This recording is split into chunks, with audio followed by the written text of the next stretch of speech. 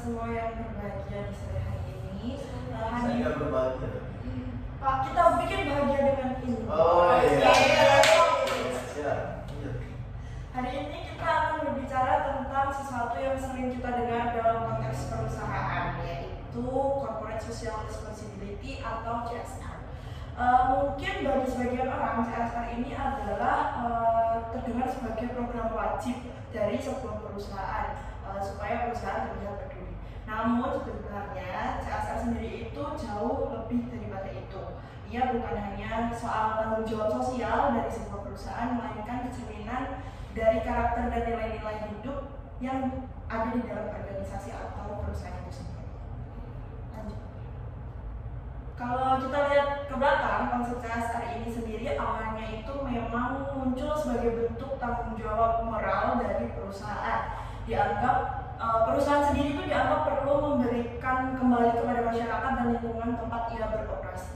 Namun kini maknanya semakin berkembang. CSR sendiri itu tidak lagi dipandang sebagai kewajiban dari sebuah perusahaan, namun sebagai bagian dari strategi bisnis yang berkelanjutan.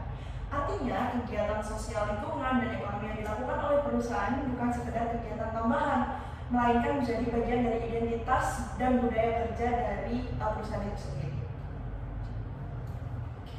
Bagaimana sih cara kita menerapkan CSR itu di perusahaan, di lingkungan perusahaan gitu ya? Sebenarnya tidak harus dengan cara yang mengeluarkan banyak dana. Kita bisa melakukan dengan cara-cara yang sederhana. Kita mulai dari lingkungan kerja kita sendiri, salah satunya dengan menjaga efisiensi energi yang ada di tempat kerja, lalu mengurangi penggunaan sampah plastik, berpartisipasi dalam kegiatan sosial yang ada, atau bahkan sekedar saling peduli terhadap teman kerja dengan teman kerja atau rekan kerja yang membutuhkan bantuan kita. Jadi semua itu adalah bentuk kecil dari CSR, dan ketika kita lakukan terus-menerus, itulah yang akhirnya membentuk budaya perusahaan yang berjiwa sosial. CSR ini sudah menjadi sebuah budaya, maka manfaatnya tidak hanya akan dirasakan oleh masyarakat atau lingkungan sekitar, tetapi juga oleh perusahaan itu sendiri. Karyawan akan merasa lebih bangga karena bekerja di tempat yang memiliki nilai kemanusiaan. Lalu hubungan dengan masyarakat menjadi lebih harmonis, dan reputasi perusahaan pun meningkat.